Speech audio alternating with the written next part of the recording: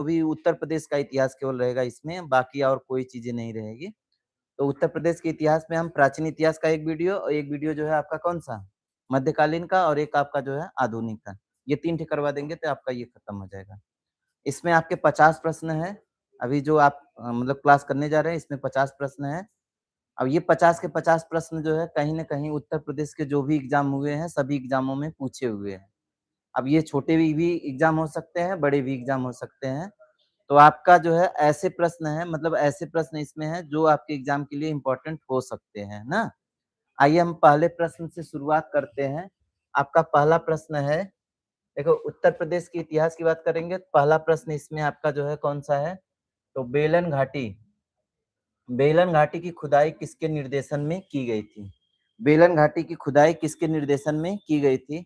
आप ऐसे समझिएगा कि बेलन घाटी जो है उत्तर प्रदेश के इतिहास का प्राचीन इतिहास का एक क्या है? साक्ष्य स्थल है। कौन-सा स्थल है? जैसे आप सिंधु घाटी सभ्यता पढ़ते हैं ना, उसी तरह से सिंधु घाटी सभ्यता में आपका एक कौन था? बेलन घाटी था। कौन था? बेलन घाटी। तो ये जो बेलन घाटी है, बेलन घाटी उत्तर प्रदेश से संबंध रखता है। तो आपसे ये पूछेगा कि नहीं बताइए बेलन घाटी की खुदाई किसने किया था? तो जी.आर. शर्मा ने किया था। किसने किया था? जी.आर. शर्मा ने किया था।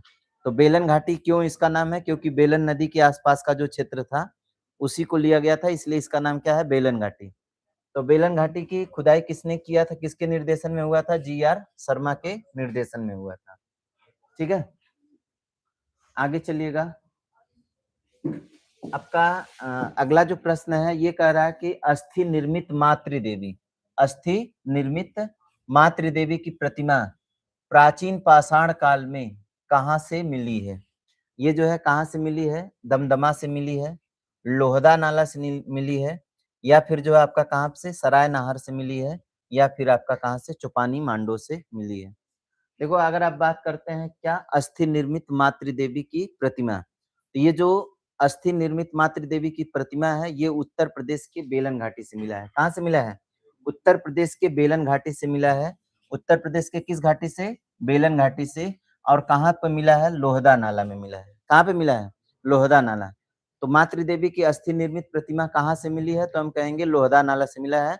और ये लोहदा नाला कहाँ पे है? तो हम कहेंगे कौन सी घाटी में? बेलन घाटी में पड़ता है। ठीक है? चलो आगे हम लोग चलते हैं। अगला तीसरे नंबर का सवाल देखते हैं। तो तीसरे नंबर का जो सवाल है ये देखो आपका क्या कह रहा है?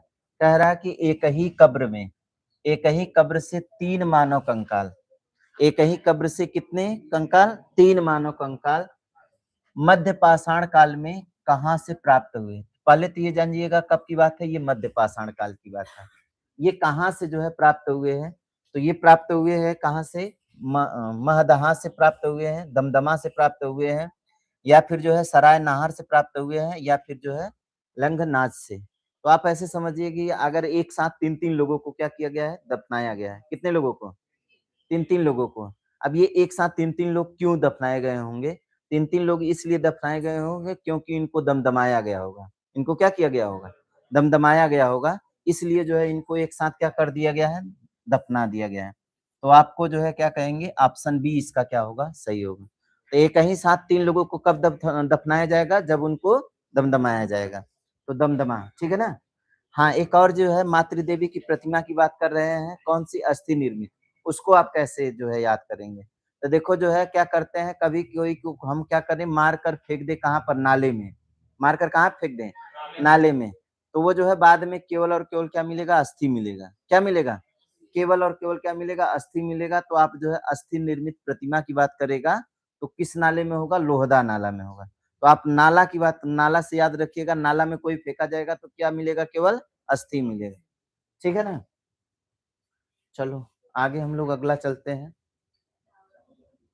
चावल की खेती के सबसे प्राचीन प्रमाण उत्तर प्रदेश के किस स्थान से मिले हैं? किसके? चावल की खेती के। तो ये कौन-सा है? लौरा देव है, कोलडीहवा है या फिर बेलन घाटी है या फिर कौन-सा है? प्रतापगढ़ है। तो इसका जो है कौन-सा सही होगा? देखो, ये जो चावल की सबसे प्राचीन खेती का साक्ष्य किसका? चावल की सबसे प्राचीन खेती का जो साक्ष्य है, वो कहाँ से मिला है? लहुरा देव से मिला है। लहुरा देव कहाँ पड़ता है? तो लहुरा देव जो है कहाँ पड़ता है? संत कबीर नगर में पड़ता है। तो ये जो है चावल की खेती का सबसे प्राचीन साक्ष्य है। चावल की खेती का सबसे प्राचीन साक्ष्य कौन सा है? लहुरा देव है। ठीक है ना? बढ़े आगे? आगे हम लोग अगला देखते हैं। हाँ, ये जो है आपकी क्या है? हड़प्पा सभ्यता का स्थल मंडी। हड़प्पा स्थल का कौन सा है? मंडी। उत्तर प्रदेश के किस जिले में स्थित है? देखो, हड़प्पा काल का एक स्थल था जिसका नाम क्या है? मंडी है। हड़प्पा काल का एक स्थल था जिसका नाम क्या है? मंडी है। ये कहाँ पर था? मेरठ में था या फिर जो है कहाँ पर? तो हम कहेंगे कि मुजफ्फरनगर में या फिर कहाँ पर? सहारनपुर में या फिर कहाँ पर? बागपत में। ये जो मंडी नामक स्थान है, मंडी नामक स्थान कहाँ पर? मुजफ्फरनगर में। तो मंडी जो है कहाँ पे लगेगी? मुजफ्फरनगर में लगेगी। मंडी कहाँ पे लगेगी? हड़प्पा लोगों की मंडी कहाँ लगती थी? मुजफ्फर में लगती थी, मुजफ्फरनगर में। ठीक है?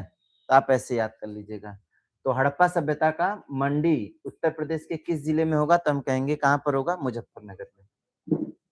चलो आगे चलते हैं, अगला प्रश्न देखते हैं। ये जो अगला प्रश्न है ये वाला देखो क्या कह रहा है।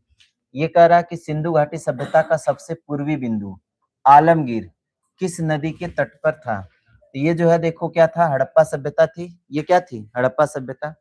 हड़प्पा सभ्यता का ये सबसे पूर्वी बिंदु था। सबसे कौन सा बिंदु था? पूर्वी बिंदु, जिसका नाम क्या था? आलमगीर नाम था। क्या नाम था? आलमगीर। और ये जो आलमगीर था ये कहाँ पर? मेरठ में था। कहाँ पर था? मेरठ में। अब ये जो आलमगीर है ये किस नदी के तट पर था? तो यमुना की जो सहायक नदी है वो कौन सी? हिंडन। हिंडन नदी के तट पर था। तो ये जो है आपका कौन सा सही होगा? तो हम कहेंगे बी ऑप्शन। ठीक है ना? तो हम जो है कहेंगे कि ये जो हड़प्पा कालीन स्थल है, सिंधु घाटी सभ्यता का स्थल कौन सा है? आलमगीरपुर। ये कहाँ पर? मेरठ में है। किस नदी के तट पर? तो हम कहेंगे किस नदी के तट पर? हिंडन नदी के तट पर। ठीक है ना? चलो आगे हम लोग अगला देखते हैं। ये जो अगला है आपका देखिए क्या कह रहा है? कौशाम्बी किस महाजनपद की क्या थी? राजधानी थी। कौशाम्बी जो है किस महाजनपद की क्या थी? राजधानी। अच्छा, ध्यान देने वाली बात यह है कि उत्तर प्रदेश जो है, उत्तर प्रदेश में 16 महाजनपदों में से 8 महाजनपद जो है केवल कहाँ पर थे? उत्तर प्रदेश में। 16 में से कितने? 8 महाजनपद केवल कहाँ पर रहेंगे? उत्तर प्रदेश में रहेंगे। उसी में से एक महाजनपद है, कौन सा है? कौशाम्बी है। तो कौशाम्बी जो है किसकी राजधानी, मतलब कौशाम्बी किस महाजनपद की क्या थी? राजधानी थी। ये जो है आपका कौन सा हो गया? तो हम कहेंगे कुरु की राजधानी थी या फिर वत्स की राजधानी थी और या फिर जो है क्या थी? पंचाल की राजधानी या फिर सुरसेन की राजधानी। देखो कौशाम्बी जो है किसकी राजधानी थी? तो कौशाम्बी जो है वत्स की राजधानी थी। किसकी राजधानी थी? वत्स की राजधानी। तो वत्स की राजधानी जो थी वो कौन सी थी? तो हम कहेंगे कौशाम्बी थी। ठीक है ना? वत्स की राजधानी कौन सी थी? कौशाम्बी। चले आगे। चलो आगे है आपका, ये कह रहा है कि महाजनपद काल में अहिछत्र किसकी राजधानी थी? अहिछत्र किसकी राजधानी थी? अब ये देखो कहाँ पर आया है? यूपी पीसीएस 2015 के प्री एग्जाम में आया हुआ है। ये कहाँ का थी? उत्तरी पंचाल की, दक्षिणी पंचाल की, कुरु की या फिर मल्ल की? तो ये जो है देखो आपका जो है कौन सा है? 8 नंबर का जो सवाल है इसका जो उत्तर होगा वो कौन सा होगा? देखो ये जो आपका उत्तरी पंचाल था, उत्तरी पंचाल की ही राजधानी कौन थी? अहिछत्र थी। उत्तरी पंचाल की राजधानी कहाँ थी? अहिछत्र। तो उत्तरी पंचाल की जो राजधानी थी वो कहाँ थी? अहिछत्र। जबकि दक्षिणी पंचाल की राजधानी कहाँ थी? काम्पिल्य थी। कहाँ पे थी? काम्पिल्य। तो दक्षिणी पंचाल की राजधानी कहाँ पर? काम्पिल्य। और उत्तरी पंचाल की राजधानी कहाँ पर? तो हम कहेंगे अहिछत्र में। ठीक है? चलो आगे हम लोग चलते हैं। अगला जो सवाल है आपका देखो क्या कह रहा है? बुद्ध ने अपना पहला उपदेश धर्म चक्र प्रवर्तन कहाँ दिया था? तो देखो बुद्ध ने जब जो है उनको ज्ञान प्राप्ति होती है कहाँ पर? बोध गया बिहार में। तो ये अपने धर्म का उपदेश देने के लिए कहाँ आते हैं? सारनाथ में आते हैं। कहाँ आते हैं? सारनाथ में। अच्छा, ये जो सारनाथ था उस समय जो है इसका नाम क्या था? मृगदाव नाम था। इसी को हम लोग ऋषि पतनम भी कहते हैं। सारनाथ को प्राचीन काल में किस नाम से जाना जाता था? ऋषि पतनम या फिर जो है इसी को क्या बोला जाता है? मृगदाव भी कहा जाता है। तो ये जो है कहाँ पर आते हैं? सारनाथ में अपना पहला उपदेश क्या करते हैं? देते हैं। और इस पहले उपदेश का नाम क्या होता है? धर्म चक्र प्रवर्तन। इसमें जो है 5 ब्राह्मणों को ये क्या करते हैं? उपदेश देते हैं। कितने ब्राह्मणों को? 5 ब्राह्मणों को। तो आप ये चीज ध्यान दीजिएगा कि ये जो आपका सारनाथ है, सारनाथ का प्राचीन नाम क्या है? मृगदा या फिर इसी का नाम क्या है? ऋषि पतनम। ठीक है ना? बढ़ाएं आगे। चलो आगे हम लोग देखते हैं अगला। तो ये जो है कह रहा है कि 16 महाजनपदों में से कितने वर्तमान उत्तर प्रदेश में क्या है स्थित है। तो हम कहें कि 16 महाजनपदों में से उत्तर प्रदेश में कुल कितने महाजनपद है, तो हम कहेंगे 8। कितने महाजनपद स्थित है, तो हम कहेंगे 8। ठीक है ना। तो 16 में से कितने, 8 महाजनपद केवल कहाँ पर है, उत्तर प्रदेश में। चलो आगे हम अगला देखते हैं। तो अगला आपका देखिए क्या है। ये जो है कह रहा है कि अशोक का रुमिनदेई स्तंभ लेख किससे संबंधित है। किससे संबंधित है, ये महावीर से संबंधित है, या फिर बुद्ध का जन्म से संबंधित है, या फिर अशोक के राज्याभिषेक से संबंधित है, या फिर जो है आपका कनिष्क का है, कनिष्क से संबंधित है। तो रुमिनदेई का जो अभिलेख है ये अशोक का है, और ये जो है कहाँ पर है, नेपाल में है। कहाँ पर है, नेपाल में है। तो ये रुमिनदेई का जो अभिलेख है इसी से जो है किसके जन्म का प्रमाण मिलता है, तो ये जो है बुद्ध के जन्म का क्या मिलता है, प्रमाण मिलता है। तो रुमिनदेई अभिलेख से किसके जन्म का प्रमाण मिलता है, तो हम कहेंगे बुद्ध के जन्म का उल्लेख मिलता है। किस अभिलेख से, रुमिनदेई अभिलेख से। किसने लिखवाया था, अशोक ने लिखवाया था। चलिए अगला है आपका क्या, प्रयाग प्रशस्ति। प्रयाग प्रशस्ति समुद्रगुप्त के किस अभियान के बारे में क्या करता है, बताता है। तो प्रयाग प्रशस्ति जो है किसके, समुद्रगुप्त की बात होती है। समुद्रगुप्त को भारत का क्या कहा जाता है, नेपोलियन कहा जाता है। अब भारत का नेपोलियन क्यों कहा जाता है, क्योंकि इसके विजयों के कारण। किसके कारण, इसके विजयों के कारण। तो इसने जो है 12 जो है दक्षिणावर्त और 9 जो है आर्यावर्त के राजाओं को क्या किया था, हराया था। किसने हराया था, समुद्रगुप्त ने। और इन सब विजयों का जो उल्लेख मिलता है ये कहाँ पर मिलता है, तो ये प्रयाग प्रशस्ति में मिलता है। कहाँ पे मिलता है, प्रयाग प्रशस्ति। ये जो प्रयाग प्रशस्ति है, प्रयाग प्रशस्ति को इसका जो दरबारी कवि था किसने लिखा था, हरिसेन ने लिखा था। किसने लिखा था, हरिसेन ने लिखा था। तो ये जो है देखिए आपका क्या है, 12 नंबर का जो सवाल है ये किसके बारे में है, तो इसके जो है विजयों का उल्लेख है। तो एक तरह से हम कहेंगे कि इसके सैन्य अभियान की बात करता है। अब इसी में बताता है, मतलब प्रयाग प्रशस्ति में कि यह जो है 12 दक्षिणावर्त, 12 कितने दक्षिणावर्त और 9 कौन से, आर्यावर्त। आर्यावर्त के राजाओं को क्या किया था, हराया था। कौन हराया था, समुद्रगुप्त। समुद्रगुप्त को ही क्या कहा जाता है, समुद्रगुप्त को ही क्या कहा जाता है, तो हम कहेंगे इसको क्या कहा जाता है, भारत का नेपोलियन कहा जाता है। भारत का नेपोलियन। ठीक है ना। तो भारत का नेपोलियन किसे कहा जाता है, समुद्रगुप्त को कहा जाता है। क्यों कहा जाता है, क्योंकि इसके विजयों के कारण। हाँ एक चीज ध्यान दीजिएगा, ये जो प्रयाग प्रशस्ति है, प्रयाग प्रशस्ति किसने लिखा था, तो ये जो है किसने लिखा था अगर ये पूछेगा तो आप कहेंगे किसने लिखा था, तो इसका एक दरबारी कवि था जिसका नाम क्या था, हरिसेन ने लिखा था। तो इसका उत्तर जो होगा वो कौन सा होगा, हरिसेन होगा। कोई दिक्कत किसी को नहीं ना। चलो आगे बढ़े। अब हम 13 नंबर का सवाल देखते हैं। तो 13 नंबर का सवाल देखिए आपका क्या बोल रहा है। ये कह रहा है कि गुप्त काल का प्रसिद्ध मंदिर जिसका नाम क्या है, दशावतार का मंदिर। दशावतार का मंदिर। ये पूछ रहा है कि जो दशावतार का मंदिर है ये कहाँ पर है। ये गुप्त काल में बना था। किस काल में बना था, गुप्त काल में। तो ये कहाँ पर है, देवगढ़ ललितपुर में, भीतरगांव कानपुर में, फिर जो है एरण अभिलेख सॉरी एरण में है, या फिर तिगवा में है। तो देखिए आपका अगर दशावतार की बात करोगे तो दशावतार जो है, 10 अवतार किसके हैं भाई, 10 अवतार किसके हैं, विष्णु के हैं। किसके हैं, विष्णु के हैं। तो 10 अवतार जो है विष्णु के हैं। और विष्णु जो है देखिए कैसे है, ये जो है लीलाएं करने के लिए जाने जाते हैं। किसके लिए जाने जाते हैं, लीलाएं करने के लिए जानते हैं। या फिर जो है विष्णु जी जो है क्या करते हैं, एकदम जो है साज सज्जा में रहते हैं, लाली वाली लगा के रहते हैं। तो दशावतार मंदिर जो है आपका कहाँ पर है, देवगढ़ में। मतलब ऐसे गढ़ में है जहाँ देव लोग रहते हैं। तो देवगढ़ कहाँ पे पड़ता है, ललितपुर में पड़ता है। ठीक है। ये गुप्त काल में बना था। किस काल में बना था, गुप्त काल में। अब ये देखो बड़ा इंपॉर्टेंट है, ये भीतरगांव का मंदिर है। कौन सा मंदिर, भीतरगांव का मंदिर है। ये जो है ईंटों से निर्मित है। किससे निर्मित है, ईंटों से निर्मित भीतरगांव का मंदिर उत्तर प्रदेश के किस जनपद में क्या है स्थित है। तो ये जो है देखो आपका जो है भीतरगांव का मंदिर की बात करेंगे तो ये भी विष्णु का ही मंदिर है और कहाँ पर है कानपुर में है और यह ईंटों का बना हुआ है। किसका बना हुआ है? ईंटों का बना हुआ है। ठीक है ना। चलो आगे हम लोग अगला देखते हैं। तो अगला आपका है कौन सा 15 नंबर का प्रश्न है। तो इसमें देखिए क्या कह रहा है कि हर्षवर्धन ने दो महान धार्मिक सम्मेलन का आयोजन किया था। तो ये आयोजन जो है कहाँ पर किया था? कन्नौज और प्रयाग में किया था या फिर प्रयाग और थानेश्वर में किया था या फिर जो है आपका कहाँ पर थानेश्वर बल्लभी में किया था या फिर आपका कहाँ पर तो हम कहेंगे बल्लभी प्रयाग में किया था। तो ये जो हर्षवर्धन था, हर्षवर्धन की राजधानी कहाँ थी भाई? तो इसकी राजधानी थी कहाँ पर?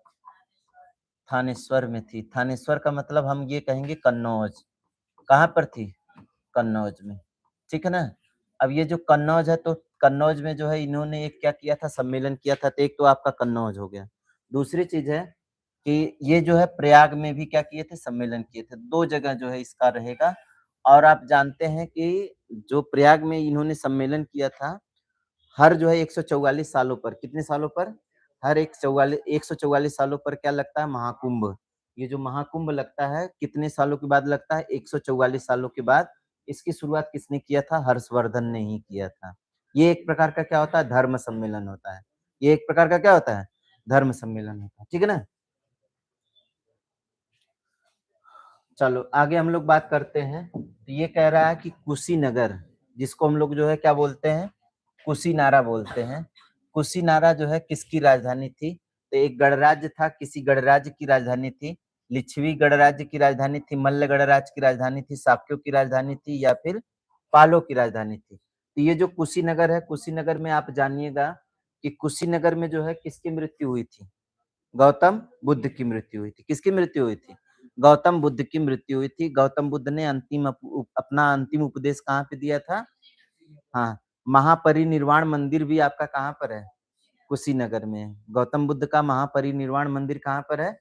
कुशीनगर में है। इन्होंने जो है अपना अंतिम उपदेश कहाँ पे दिया था? कुशीनगर में दिया था। और ये जो है कुशीनगर जो है किस गणराज्य के अंतर्गत आता है? मल्ल गणराज्य के अंतर्गत आता है। ठीक है ना। तो यह किस गणराज्य के अंतर्गत आता था? तो हम कहेंगे मल्ल गणराज्य के अंतर्गत आता था। कौन सा? कुशीनरा या कुशीनगर। चलो आगे हम लोग बात करते हैं। ये जो गाजीपुर है, गाजीपुर में एक क्या है? भीतरी स्तंभ लेख। गाजीपुर में एक कौन सा स्तंभ लेख है? भीतरी स्तंभ लेख है। ये कह रहा है कि किस शासक से संबंधित है। तो गाजीपुर में जो है आप लोग देखेंगे कि एक भीतरी अभिलेख है। ये जो है गुप्त काल का लिखा हुआ है। किस काल का लिखा हुआ है? गुप्त काल का लिखा हुआ है। और गुप्त काल में जो है कौन लिखवाया है? समुद्रगुप्त ने लिखवाया है या स्कंदगुप्त ने लिखवाया है या फिर कुमार गुप्त ने लिखवाया है या फिर चंद्रगुप्त है। तो ये जो स्कंद गुप्त है भीतरी अभिलेख का संबंध किससे है? तो हम कहेंगे स्कंद गुप्त से है। इसे जो है हुड़ों का क्या कहा जाता है? संहारक कहा जाता है। किसको? स्कंद गुप्त को। तो हुड़ों का संहारक जो है किसे कहा जाता है? तो हम कहेंगे हुड़ों का संहारक जो है किसे कहा जाता है? संहारक। तो ये जो है स्कंदगुप्त को कहा जाता है। अब इसमें जो है ये क्या करता है? हुड़ों पर जो भी इसने विजय प्राप्त की है इसका पूरा उल्लेख जो है किस अभिलेख में मिलता है? भीतरी अभिलेख में मिलता है।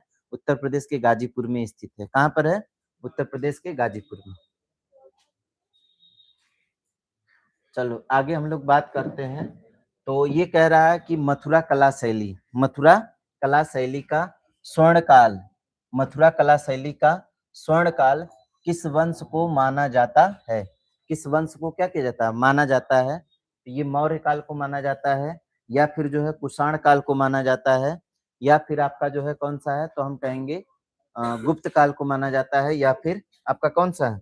तो हम कहेंगे शुंग काल को। तो देखो आपका ये जो मथुरा कला शैली है ये जो है किसके माना जाता है? कुषाण से। तो ये जो कनिष्क है, कनिष्क के समय में जो है ये क्या होता है? मथुरा कला शैली का जो है क्या होता है? विकास होता है। ठीक है ना। तो ये जो है कनिष्क है कुषाण वंश का था। कुषाण वंश जो है ये कहाँ पर? मथुरा। तो मथुरा कला शैली का विकास या स्वर्ण काल जो है किसके युग को कहा जाता है? कुषाण काल के युग को कहा जाता है। ठीक है ना। चलो आगे हम लोग अगली बात करते हैं। तो ये जो है क्या कह रहा है कि कनिष्क की दूसरी राजधानी उत्तर प्रदेश में कहाँ स्थित थी? कनिष्क की दूसरी राजधानी, तो ये जो है सारनाथ में थी या फिर जो है कहाँ पर, तो हम कहेंगे मथुरा में थी या फिर कहाँ पर, कन्नौज में थी या फिर जो है कहाँ पर, तो हम कहेंगे कौशाम्बी में। ऐसे देखिए कनिष्क की जो राजधानी थी वो कहाँ पे थी? थानेश्वर में थी। कहाँ पे थी? थानेश्वर में थी। लेकिन जो है अगर आप जो है बात करेंगे कि जो कनिष्क था, कनिष्क की दूसरी राजधानी कहाँ पे थी? तो ये जो है आपका मथुरा में थी। कहाँ पर थी? मथुरा में थी। तो दूसरी राजधानी जो है कहाँ पर थी? तो मथुरा में थी। किसके? कनिष्क की। ठीक है ना? तो कनिष्क की जो दूसरी राजधानी थी वो कहाँ पर थी? मथुरा में थी।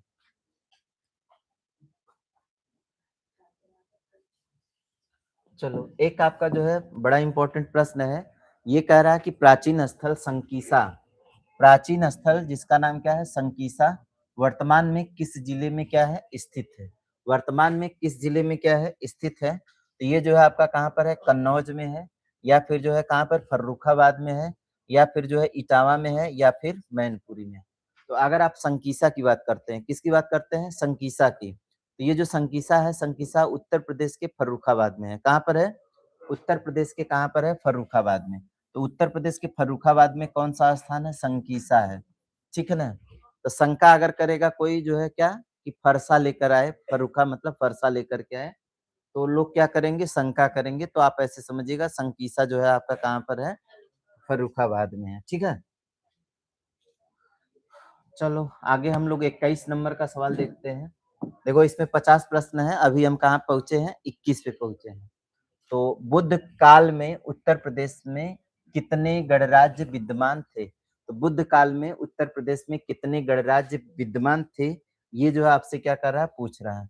तो देखो जब बुद्ध काल था तो उसमें 5 गणराज्य थे या 7 थे या 10 थे या कितना थे? 12। तो जब बुद्ध काल था तो कितना था? 10। बुद्ध काल था तो कितना था? 10। लेकिन वर्तमान में कितना? 8।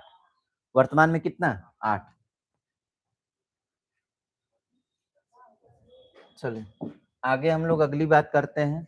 श्रावस्ती किस नदी के तट पर स्थित एक प्राचीन शहर है? श्रावस्ती किस नदी के तट पर स्थित एक क्या है? प्राचीन शहर है। थोड़ा सा मैं जो है श्रावस्ती की बात करता हूँ। ये जो श्रावस्ती है, श्रावस्ती जो है किस लिए जाना जाता है? यहाँ पर गौतम बुद्ध ने सर्वाधिक क्या दिए थे? उपदेश दिए थे। सर्वाधिक उपदेश कौन दिए थे? गौतम बुद्ध। कहाँ पर दिए थे? श्रावस्ती में दिए थे। तो ये जो राप्ती नदी है, कौन सी नदी? राप्ती नदी। राप्ती नदी के तट पर ही कौन बसा है? गोरखपुर बसा है। कौन बसा है? गोरखपुर बसा है। ये जो राप्ती नदी है, राप्ती नदी के ही तट पर कौन सा है? श्रावस्ती है। ठीक है ना? श्रावस्ती और गोरखपुर दोनों। ठीक है, समझ में आ गया? आगे बढ़े। अगला है आपका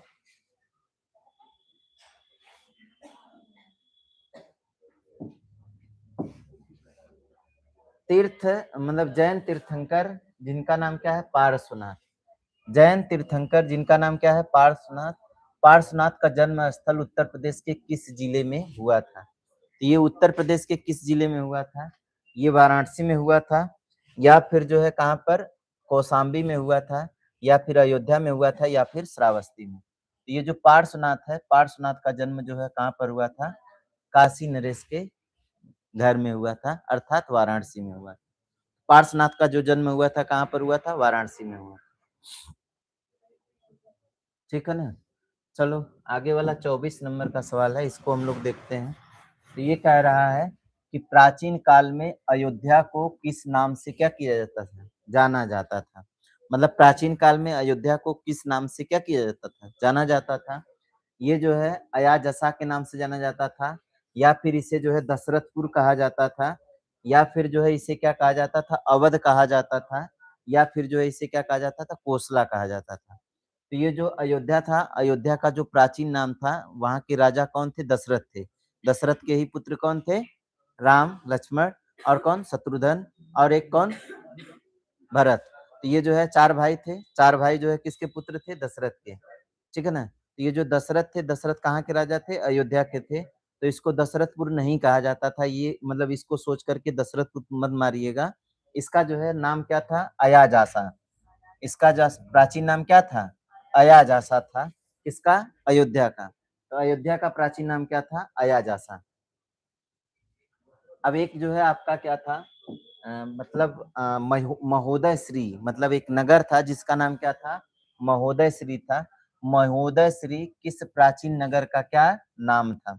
ये कान्य कुंज कन्नौज का, या वाराणसी का, या फिर प्रयाग का, या फिर क्या अयोध्या का? तो ये जो कान्य कुब्ज, ये जो कान्य कुब्ज है अर्थात कन्नौज का ही नाम क्या था, महोदय श्री था। कौन सा नाम था? महोदय श्री। देखो ये जो कन्नौज है, कन्नौज जो है किसकी राजधानी रहती है? हर्षवर्धन की। किसकी राजधानी रहती है? हर्षवर्धन की राजधानी रहती है ना? क्या हुआ? क्या हुआ? बुद्ध ने अपने जीवन का अंतिम वर्षा ऋतु, बुद्ध ने अपने जीवन का अंतिम वर्षा ऋतु कहाँ बिताई थी? कहाँ बिताई थी? तो ये जो है श्रावस्ती में बिताई थी, वैशाली में बिताई थी, कुशीनगर में बिताई थी, या फिर सारनाथ में। तो इन्होंने जो है अपना जो है अंतिम समय कहाँ पे बिताया था? तो अंतिम समय इन्होंने कहाँ पे बिताया था? चूंकि इनकी मृत्यु कहाँ पर हुई थी? कुशीनगर में हुई थी। तो इन्होंने अपना अंतिम समय जो है, अंतिम वर्षा ऋतु कहाँ पे बिताया था? कुशीनगर में बिताया था। तो इसका सही जो होगा कौन सा होगा? सी ऑप्शन होगा।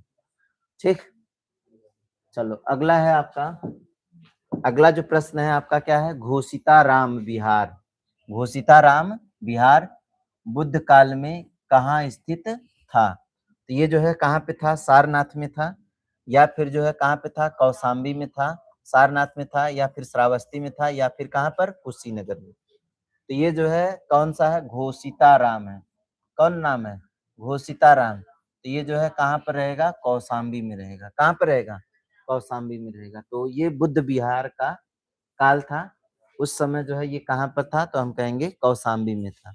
ठीक है, चलो आगे हम लोग जो है 28 नंबर की बात करते हैं। तो 28 नंबर में जो है देखिए क्या है, उत्तर प्रदेश में जैन और बौद्ध दोनों का साझा प्रसिद्ध तीर्थ स्थल कौन था? तो दोनों के लिए जो है प्रसिद्ध तीर्थ स्थल कौन सा रहेगा? मतलब जहाँ पे जैन धर्म से संबंधित रहेगा और किस धर्म से रहेगा? बौद्ध धर्म से संबंधित रहेगा। ये जो है आपका कौन है? कौशाम्बी है। कौशाम्बी एक ऐसा जो है उत्तर प्रदेश का स्थान है जो जैन धर्म और बौद्ध धर्म दोनों से संबंधित है। ठीक है ना? चलो आगे हम लोग अगला सवाल देखते हैं। ये जो है आपका कौन सा है? 29 नंबर का है। तो 29 नंबर का जो है देखिए क्या बोल रहा है कि पांचाल जो है, पांचाल महाजनपद की राजधानी कौन सी? काम्पिल्य उत्तर प्रदेश के किस जिले में क्या है? स्थित है। उत्तर प्रदेश के किस जिले में क्या है? स्थित है। तो ये जो है आपका कौन सा है? कानपुर है, या फिर जो है फर्रुखाबाद है, या फिर इटावा है, या फिर कहाँ पर? बरेली में। देखिए काम्पिल का मतलब कोनो फरसा लेके सामने खड़ा हो जाएगा तो हम कांपने लगेंगे। कोनो फरसा लेकर के खड़ा हो जाएगा तो हम क्या करेंगे? कांपने लगेंगे। तो फर्रुखाबाद कौन सा है? फर्रुखाबाद। ठीक, तो इसका जो है 29 का हो गया कौन सा? फर्रुखाबाद। चलो आ जाते हैं 30 का है, धर्मराजिका स्तूप। धर्मराजिका स्तूप का निर्माण कहाँ किया गया था? धर्मराजिका स्तूप का निर्माण कहाँ किया गया था? ये सारनाथ में किया गया था, कुशीनगर में, श्रावस्ती में, या फिर सांची में? तो धर्मराजिका स्तूप की बात करेंगे तो ये कहाँ पर? सारनाथ में। कहाँ पर? सारनाथ में। तो इसका जो उत्तर होगा, धर्मराजिका स्तूप कहाँ पर स्थित है? तो हम कहेंगे सारनाथ में है। कहाँ पर है? सारनाथ में। चलो आगे हम लोग चलते हैं अतरंजी खेड़ा। ये जो अतरंजी खेड़ा है, सिंपल सा समझिएगा कि ये उत्तर प्रदेश में क्या है? उत्तर प्रदेश में एक क्या है? पुरातात्विक स्थल है। और यहाँ से जो है किसका साक्ष्य मिला है? लोहे का साक्ष्य मिला है। किसका साक्ष्य मिला है? लोहे का साक्ष्य मिला है। कहाँ से? अतरंजी खेड़ा। ये जो अतरंजी खेड़ा है, अतरंजी खेड़ा उत्तर प्रदेश के किस जिले में क्या है? स्थित है। तो देखिए अतरंजी खेड़ा हम बता रहे हैं किससे संबंधित है? लोहा से संबंधित है। किससे संबंधित है? लोहा से संबंधित है। तो लोहा से संबंधित है तो लोहा नहीं मिलेगा तो क्या मिलेगा? ईटा मिलेगा। क्या मिलेगा? ईटा मिलेगा। तो अतरंजी खेड़ा का संबंध किससे है? लोहा से है। अब लोहा नहीं मिलेगा तो क्या मिलेगा? ईटा मिलेगा। मतलब ईटा का मतलब क्या है? एटा। ठीक है ना? तो अतरंजी खेड़ा उत्तर प्रदेश के किस जिले में है? एटा में है। ठीक, चलो आगे है हमारा कौन सा है? हुलास। हुलास नामक कौन सा है? हुलास नामक हड़प्पा कालीन स्थल कहाँ स्थित है? तो ये मुजफ्फरनगर में है, या फिर जो है आपका कहाँ पर है, तो हम कहेंगे सहारनपुर में है, या फिर कहाँ पर बुलंदशहर में है, या फिर जो है कहाँ पर है, तो हम कहेंगे गाजियाबाद में। तो ये 32 नंबर का जो प्रश्न है इसका कौन सा होगा, सहारनपुर। अब जो है देखो इसको आप कैसे याद करोगे, तो देखो कौनो जो है हुलास का मतलब होता है हल्ला करने से। हुलास हुलास हुलास हुलास कर रहे हैं, कब करेंगे, जब किसी का सहारा मिल जाए। जब किसी का क्या मिल जाए, सहारा मिल जाए, तो आप क्या करेंगे, हुलास करेंगे। तो हुलास मतलब कहाँ पर, सहारनपुर में। चलिए अगला है आपका कौन, श्रृंगी ऋषि का मंदिर। श्रृंगी ऋषि का मंदिर उत्तर प्रदेश के किस जिले में क्या है, स्थित है, कौन सा है, श्रृंगी ऋषि। ये जो है श्रृंगी ऋषि है, मतलब आप सिंह से समझिए, किससे समझिए, सिंह से समझिए। तो आपका कहाँ पर है, मथुरा में है, या फिर जो है कहाँ पर, फर्रुखाबाद में है, या फिर जो है कहाँ पर, वाराणसी में है, या फिर कहाँ पर, सीतापुर में। तो सीधी सी बात है, देखिए किसी को सिंह जामेगा, अगर सिंह जामेगा तो इसका मतलब वो फरसा लेकर के आएगा। क्या लेकर के आएगा, फरसा लेकर के आएगा। कांपेगा तभी फरसा होगा, है ना, कांपेगा तभी क्या होगा, फरसा ही देख करके कांपेगा। और कोई सिंह लेकर के आएगा तो इसका मतलब उसके साथ फरसा भी होगा। तो इसका मतलब फर्रुखाबाद, कौन सा हो गया, फर्रुखाबाद। ठीक है ना। तो सिंगी ऋषि का मंदिर कहाँ पर है, तो हम कहेंगे फर्रुखाबाद में। आ जाइए अगला है आपका, ये जो है आपका देखिए क्या है, कह रहा है कि उत्तर प्रदेश के किस स्थान पर गुप्तकालीन भीतरी शिलालेख, भीतरी शिलालेख अभी तो हम लोग पढ़े थे, ये भीतरी कहाँ पर है, तो हम कहेंगे गाजीपुर में है। स्कंदगुप्त का क्या है, शिलालेख है। स्कंदगुप्त का क्या है, शिलालेख है, कहाँ पर है, भीतरी में। कोई दिक्कत। चलो एक आपका जो है देखिए क्या है, टोपरा। टोपरा जो है, टोपरा सहारनपुर का अशोक स्तंभ दिल्ली, मतलब एक ऐसा शासक था जो है अशोक के शिलालेखों को उठा उठा के दिल्ली में लाके रख रहा था। उठा उठा के क्या रख रहा था, दिल्ली में उठा के रख रहा था। तो ये ऐसा कौन सा था, तो टोपरा से कहाँ पर लाया, दिल्ली में लाया, वो कौन था, फिरोज शाह तुगलक। फिरोज शाह तुगलक जो है अशोक के टोपरा अभिलेख को उठा करके कहाँ लाया, दिल्ली में। ठीक है ना। चलो आगे हम बात करते हैं, ये जो है आपसे ये पूछ रहा है कि बुद्ध की सर्वाधिक मूर्तियां किस कला शैली में बनी है। तो ये कनिष्क का शासनकाल था। किसका शासनकाल था, कनिष्क का शासनकाल था। कनिष्क का शासनकाल में जो है मथुरा शैली का क्या होता है, विकास होता है। और कनिष्क जो है बौद्ध धर्म को मानने वाला क्या था, अनुयायी था। और ये जो है बौद्ध धर्म में सबसे ज्यादा मूर्तियों को क्या किया था, निर्माण करवाया था। कौन, कनिष्क। ये किस शैली में, मथुरा शैली में। तो बुद्ध की सर्वाधिक मूर्तियां जो है किस शैली में बनी है, मथुरा शैली में। अच्छा एक चीज और ध्यान दीजिएगा, भगवान तो भले ही मतलब और भी धर्म में है, जैसे ऐसा नहीं है, ये जो धर्म से देखेंगे तो सबसे पहले जो है पूजा पाठ की शुरुआत तो पहले से होती थी, ऐसा नहीं कि नहीं होती थी। लेकिन मूर्ति पूजा का जो है प्रचलन नहीं था, मूर्ति पूजा का प्रचलन नहीं था। हाँ लेकिन सबसे पहले जो है किस देवता का पूजा किया गया था, तो पशुपति का किया गया था। किसका किया गया था, पशुपति का। लेकिन कोई मंदिर बना के नहीं किया गया था, कोई मूर्ति बना करके नहीं किया गया था। पशुपति की पूजा सबसे पहले, पशुपति को जिसको हम लोग जो है आज क्या बोलते हैं, आदिदेव महादेव बोलते हैं ना, वही जो है एक तरह से माना जाता है कि वही कौन थे, पशुपति थे। तो सबसे पहले तो पूजा आपका पशुपति का हुआ था। लेकिन अगर आप जो है क्या करेंगे, मूर्ति पूजा की बात करेंगे, तो मूर्ति पूजा का जो प्रचलन शुरू हुआ है कहाँ से हुआ है, बौद्ध धर्म से हुआ है। किस धर्म से, बौद्ध धर्म। गौतम बुद्ध की मूर्ति का जो है पूजन क्या हुआ था, शुरू हुआ था। और गौतम बुद्ध की जो सर्वाधिक मूर्तियां हैं वो किस शैली में है, मथुरा शैली में। ठीक है। चलो आगे हम लोग अगला सवाल देखते हैं। तो ये जो है देखिए क्या है, कौशाम्बी स्थित प्रभास गिरी किसका तीर्थ स्थल है।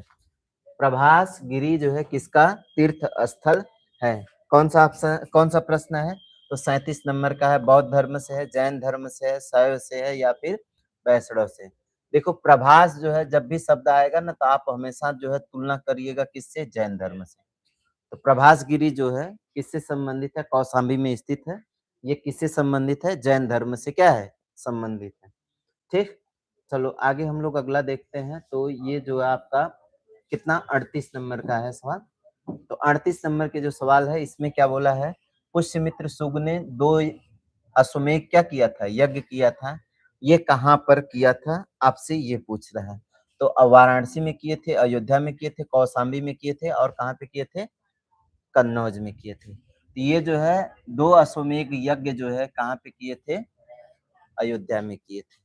अच्छा, कुछ लोग जो है जो बौद्धिस्ट होते हैं, बौद्धिस्ट ये मानते हैं कि ये जो भगवान राम थे, भगवान राम जो है कौन थे? पुष्यमित्र शुंग को ही ये क्या मानते हैं? भगवान राम मानते हैं। कौन लोग? बौद्धिस्ट लोग। लेकिन अब ये बातें कितना सही है, कितना नहीं सही है, वो मतलब देखिए क्या करते हैं, वो तो बहुत सारा चीज़ें जो है ऐसा बताते हैं कि आप जो है क्या उसको मान नहीं सकते, है ना? आई बात समझ में? अभी आप एक नियम समझे होंगे, एक धर्म जो है दूसरे धर्म की क्या करता है? बुराई करता है। लेकिन सबका रास्ता जो है कहाँ पहुँचता है? एक जगह ही पहुँचता है। मतलब कोई भी धर्म हो, सबके पहुँचने का रास्ता कहाँ पर है? एक ही जगह है। लेकिन सब जो है एक दूसरे की क्या करते हैं? बुराई करते हैं। अगर आप धार्मिक व्यक्ति हैं, बहुत अच्छी बात है, लेकिन धर्म के पीछे पागल हैं, तो ये सबसे बुरी बात है। आप धर्म मानिए, सब कुछ करिए, लेकिन जो है उसके पीछे पागल मत रहिए। ठीक है ना?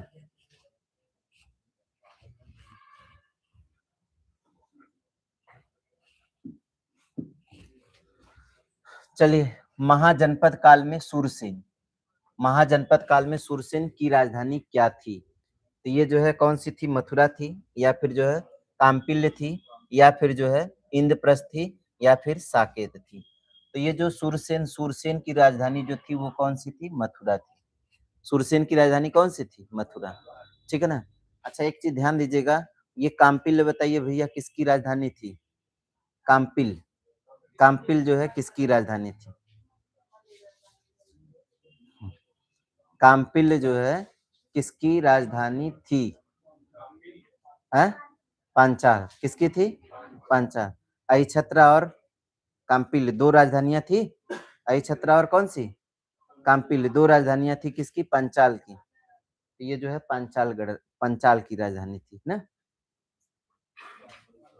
काम्पिल्य कहाँ पड़ता है भाई? फर्रुखाबाद में ना? ये भी ध्यान रखिएगा। चलो अगला है, उत्तर प्रदेश के किस जिले को नगर महोदय श्री कहा जाता है? नगर महोदय श्री। तो ये तो आप अभी देखे थे, किसको कहा जाता है? कन्नौज को कहा जाता है। तो महोदय श्री या फिर कान्य कुब्ज किसको कहा जाता है? तो हम कहेंगे कन्नौज को कहा जाता है। इसे इत्र नगरी भी कहते हैं। हाँ, ये बड़ा महत्वपूर्ण प्रश्न है, कई बार बना हुआ है। जिजाक भुक्ति किसका प्राचीन नाम था? जिजाक भुक्ति किसका प्राचीन नाम था? तो जिजाक भुक्ति किसको कहा जाता था या फिर किसको कहा जाता है? ये जो है प्राचीन जो है मतलब कौन था? बुंदेलखंड। बुंदेलखंड को ही किस नाम से जाना जाता है? जिजाक भुक्ति के नाम से जाना जाता है। तो इसका कौन सा सही होगा? B option. ठीक है ना? चलो अगला है आपका कौन सा है? कालिंजर दुर्ग। कौन सा दुर्ग? कालिंजर दुर्ग उत्तर प्रदेश के किस जिले में स्थित है? कालिंजर की बात करेंगे तो आप एक नाम सुने होंगे शेरशाह सूरी का, नाम सुने हैं ना? ये जो कालिंजर का किला है, कालिंजर के किला को जीतने के लिए जो है जो जीता है उसका उसका इतिहास जो है क्या हो गया है? खत्म हो गया है वहीं पे। उसका इतिहास वहीं पे क्या हो गया है? खत्म हो गया है। मतलब कालिंजर एक तरह से समझिए कि कालिंजर का जो किला है, अभिशाप के रूप में स्थापित हुआ है, किसी की मतलब श्रापित किला माना जाता है। कौन-सा? कालिंजर का किला। ये जो है आपका है कहाँ पर? तो कालिंजर का जो किला है वो कहाँ पर है? बांदा में है। मतलब देखो श्रापित है, यहाँ पर जो भी बंदा जाएगा कालिंदर के किला में जो भी बंदा जाएगा, वो क्या हो जाएगा? खत्म हो जाएगा। आप ऐसे जोड़ लीजिए। ये जो है कालिंजर में कौन रहेगा? बंदा रहेगा। कालिंजर में कौन रहेगा? बंदा रहेगा। चलो, ये जो है देखो आपका क्या है? हर्षवर्धन के समय कुंभ मेले का प्रारंभ हुआ था। हर्ष के समय कुंभ मेले का प्रारंभ हुआ था। कहाँ पर हुआ था? तो ये प्रयाग में हुआ था। कहाँ पर हुआ था? प्रयाग में हुआ था। तो हम कहेंगे कौन सा ऑप्शन? B option. और ये हर 144 साल में, कितने साल में? हर 144 साल में लगता है। चलिए अगला है आपका, ये बहुत इंपॉर्टेंट जो है अभिलेख है ना? बांसखेड़ा का अभिलेख। किसका अभिलेख? बांसखेड़ा का अभिलेख किस शासक से क्या था? संबंधित था। तो ये जो है आपका किस शासक से संबंधित था? कनिष्क से था या फिर हर्षवर्धन से था या फिर जो है समुद्रगुप्त से था या फिर अशोक से? तो देखिए बांस से खेड़ा था, किसने खेड़ा था? हर्षवर्धन ने खेड़ा था, ठीक है ना? तो बांस खेड़ा अभिलेख जो है किससे संबंधित है? हर्षवर्धन से संबंधित है। कोई दिक्कत किसी को? नहीं ना, बस 6 प्रश्न और बचे हैं। और इस तरह अच्छा हाँ, एक चीज और आप जो है पूरा देख रहे होंगे, प्रश्न जो है मतलब ऐसे प्रश्न हैं जो एग्जाम में बनने की संभावना जो है आप 100% कह सकते हैं कि एग्जाम में बनेंगे। क्यों बनेंगे? क्योंकि यही सब तो प्रश्न आपके एग्जाम में बनते हैं, मतलब जो मैं आपको करवा रहा हूँ, अगर आपका जो है आप देखेंगे तो यही सब प्रश्न जो है बार-बार रिपीट करते हैं। नहीं विश्वास होगा तो एक बार जो है आप अपना क्या करिएगा, उत्तर प्रदेश पुलिस का जो है पेपर देखिएगा और उसमें जो है प्राचीन इतिहास के जो है प्रश्न खोजिएगा। तो प्राचीन इतिहास के जो है प्रश्न खोजेंगे तो आपको ये मिलेंगे सब, ना? ठीक है ना? तो स्कंदगुप्त ने हुड़ों को पराजित किया था। हुड़ों को पराजित किया था। कहाँ पर किया था? भगा के लेके गया था पूरब की तरफ। कहाँ पर पहुंचा दिया था? भीतरी तक पहुंचाया था। कहाँ तक पहुंचाया था? भीतरी तक मार के भगा दिया था। एक तरह से जो हुड़ थे, हुड़ जो है चीन उन की तरफ से आए थे, तो इनको जो है मार करके भगाया था कौन? स्कंदगुप्त। कौन? स्कंदगुप्त।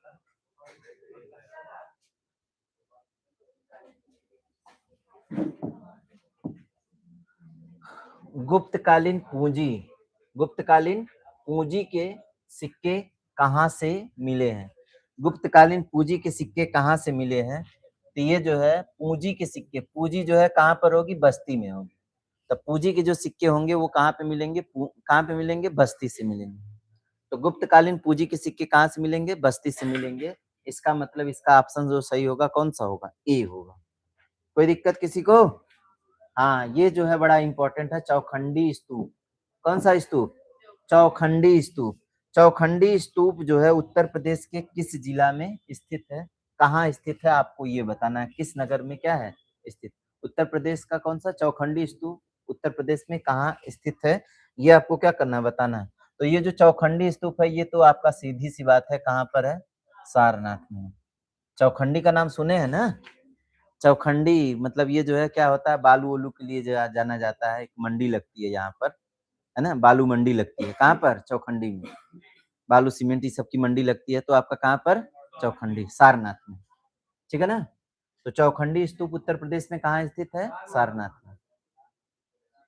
चलो आगे है आपका क्या? प्रयागराज स्थित अल्फ्रेड पार्क का नाम किस क्रांतिकारी के नाम पर रखा गया है? तो ये चंद्रशेखर आजाद है। कौन है? चंद्रशेखर आजाद। इनका जो है मतलब यहीं पर ये क्या हुए थे? शहीद हुए थे। कौन? चंद्रशेखर आजाद। मतलब ये इतने स्वाभिमानी थे। थोड़ा सा इनकी बात कर लेते हैं कि ये जब बचपन में थे ना तो एक बार जो अंग्रेज इनको पकड़ लिए थे। अब अंग्रेज जब पकड़े थे ना तो इनको खूब मारे थे। किसको? चंद्रशेखर आजाद को।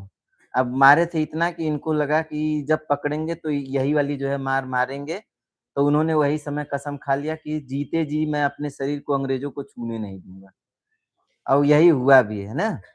मतलब इन्होंने जब जो है अपना ये अंतिम समय जो है जब अंग्रेजों से लड़ रहे थे, तो इनकी आखिरी जो सांस बची थी, मतलब वो जो है चाहते तो बच जाते, लेकिन उन्होंने कहा कि मैं अंग्रेजों के हाथ नहीं लगूंगा, ये कसम मैं खाया हूँ, उसका जो है मैं क्या करूंगा? पालन करूंगा। तो इन्होंने अपने ही बंदूक से, अपनी गोली से अपने आप को क्या किया था? मारा था। कौन? चंद्रशेखर आजाद। ठीक है ना? मतलब ऐसे क्रांतिकारी जो है हमारे देश में क्या हुए हैं? पैदा हुए हैं। हम लोग तो क्या करते हैं? भाग जाएंगे। चलो, अशोक के 14 शिलालेखों में से, अशोक के 14 शिलालेखों में से एक कालसी है। एक कौन सा है? कालसी। कहाँ स्थित है? ये जो है उत्तर प्रदेश में है, बिहार में है, मध्य प्रदेश में है, और कहाँ पर है? तो ये जो है कालसी जो है आपका कहाँ पर है? उत्तर प्रदेश में है, पूर्वी उत्तर प्रदेश में। कहाँ पर? पूर्वी उत्तर प्रदेश में। ठीक है ना? कोई दिक्कत? चलो बढ़ा दे आगे। चलो आज का अंतिम प्रश्न है, और ये जो है एकदम इम्पोर्टेंट प्रश्न है। चुपानी मांडो कमांडो, हम ऐसे बोलते हैं, चुपानी मांडो कमांडो। देखो, चपानी मांडो कमांडो आप ऐसे याद करिएगा, ये भेड़ों का जो है झुंड रहता है। किसका झुंड रहता है? भेड़ों का। भेड़, भेड़ के कंकाल जो है यहाँ से मिले हैं। तो चौपानी मांडो पुरातात्विक स्थल किस नदी के तट पर है। मतलब किस नदी के तट पर है? तो ये गंगा नदी के तट पर है, या फिर जो है बेलन नदी के तट पर है, या फिर सोन नदी के तट पर है, या फिर केन नदी के तट पर है। देखो चौपानी मांडो कमांडो बोल लिए। अब देखो कोई क्या होता है ना, कोई जो है पुरुष वर्ग हो तो उसकी पत्नी जो है क्या होती है? कमांडो होती है। उसकी पत्नी क्या होती है? कमांडो होती है, और वो बेलना लेके दौड़ाती है। क्या लेके दौड़ाती है? बेलना लेके दौड़ाती है। किसको? किसको? चौपानी मांडो जो है क्या करेंगे? बेलना लेके दौड़ाएंगे कमांडो बन के। क्या बन के? कमांडो बन के। और यहाँ से जो है आपको समझ गए ना? ये उत्तर आपका खत्म यही से। कहानी 50 प्रश्नों का खत्म हो गया है। इसमें जो है आपके 50 ऐसे प्रश्न थे जो आपके एग्जाम में आए हुए थे। आप इसको बार-बार रिपीट कर लीजिएगा, आपका 100% यहाँ से प्रश्न मिलेंगे। ठीक है ना?